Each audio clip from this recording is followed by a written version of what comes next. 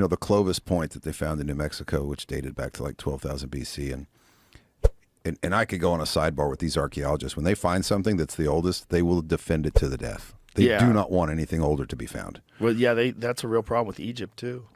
But they found another point of some kind in New Mexico that dates back another 8,000 years. Yeah, they just found shatters. footprints. Yeah, yes, that's what it was, footprints. I think it's 22,000 years. Yeah, it shatters. Also, that's just what they found. Yeah. Like, who's to say there's not one that's 35,000 years old? Yeah, we're saying that the oldest thing we found is the oldest thing. That's ridiculous. Which is just fucking human. It's ridiculous. Yeah. Well, that's what they're realizing now with human civilizations, that it's very likely that there was a mass disruption of human civilization from asteroid impacts or something like that, and we had to rebuild. And that's what the pyramids are, and that's what a lot of the structures they find even in North America. And, catastrophes do happen.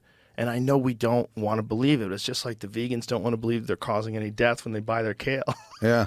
It's kind of the same thing.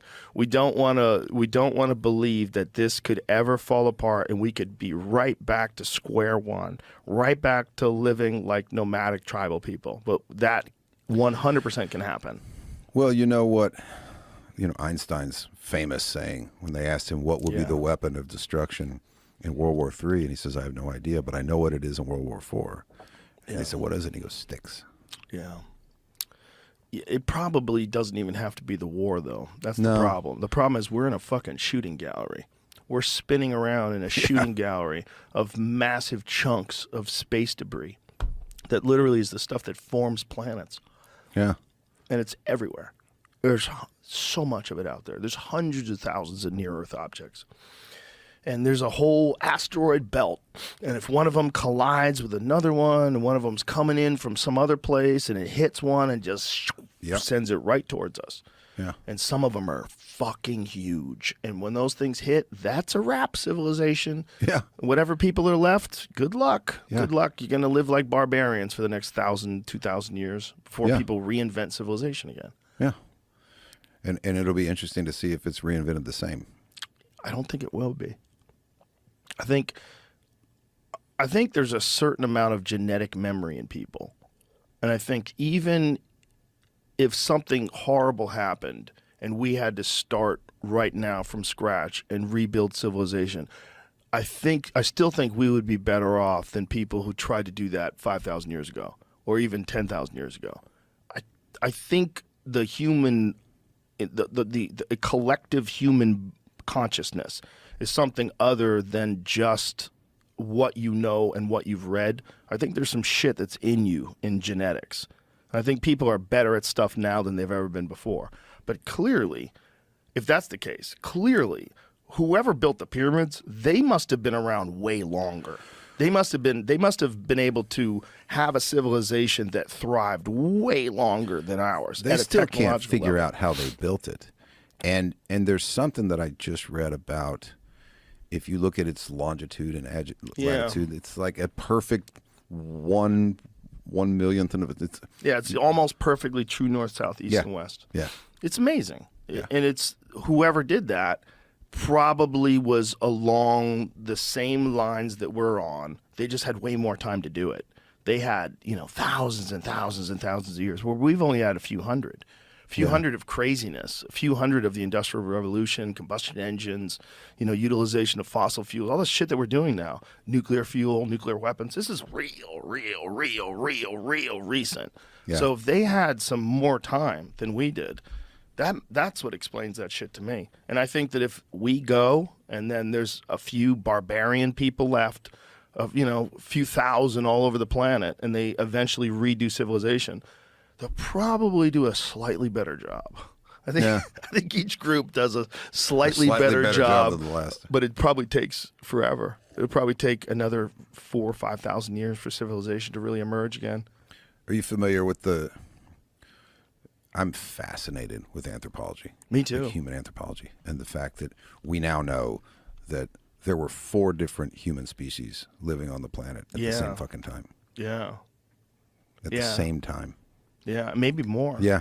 If Homo erectus was still around too, you got the Denisvillennians, you got Neanderthal, you've got your Homo sapien, and then there was another off some Indonesian island. Yeah, the Homo floresiensis, I think Yeah. that's how you say it. Those little hobbit people. Yeah. Yeah, they think there's still some of those alive somewhere. There's a thing in some parts of the country, they call them the orang pendek. And in jungles, people have reported seeing these little tiny people, little tiny hairy people, like, 30 years ago, 50 years ago, 100 years ago. And so there's this myth of this orang pendek, and they never took it seriously until they found these little people on the island of Flores. And like some of these jungles are just so insanely dense, like in Vietnam and places like that. Like, who knows? There might be a small population of these things still alive today, or Well, there's were alive still 100 a years few ago. uncontacted tribes. There's that one in India that every time somebody tries to go North there, Sentinel Island. they kill them. Yeah. Well, they didn't used to. When they started killing them, there was a guy named Commander Maurice Maurice I wanted to make a Portman? movie about that. Maurice Vidal Portman. Yeah. He was a pervert. And he'd run around fondling people and drawing pictures of them, making them dress up like Roman soldiers and talk about the size of their dicks. Did you know about that? No. Yeah. It's like, this one had testicles the size of a sparrow's egg. Like he was doing science. He's a little pervert. And this guy, he was responsible for getting a bunch of them sick. And a few people died. And they even kidnapped people, and they tried to raise their kids somewhere else. I think they kidnapped some people. But that was a very hostile interaction with white people. So from then on, They were like, fuck like it. you see them, start killing them. They're gonna give you, herpes, and They're throwing spears at helicopters. they're gonna make fun of your balls. like please. So that one guy, he just like did, air quotes science, just traveling around to all these islands and fucking with these people. Yeah. And now they were like, Yeah, now they'll fucking kill you. Yeah. They will fucking kill you. They kill everybody. You can't even get out of the boat. They're already shooting arrows in your direction. And now they have metal, too, because they took one of the boats that got stranded there. They had to rescue these people that were stuck on this boat because the North Sentinel people were coming for them in the boat, and they literally had to rescue them in time. But they got onto the boat, and then the next time they saw them, they noticed that they had metal weapons. Really? So they think they've salvaged pieces of the boat and turned it into knives and sharpened them and stuff like that. Really? Yeah. It's crazy because there's only 39 of them. And they're the direct descendants of people who left Africa 60,000 years ago. And crazy. because there's such a small number of them on this island the size of Manhattan, they just never passed like how humans were 100,000 years ago or whatever it was, 60,000 years ago. They're exactly that. They live exactly the way people lived back then, which is really wild to see.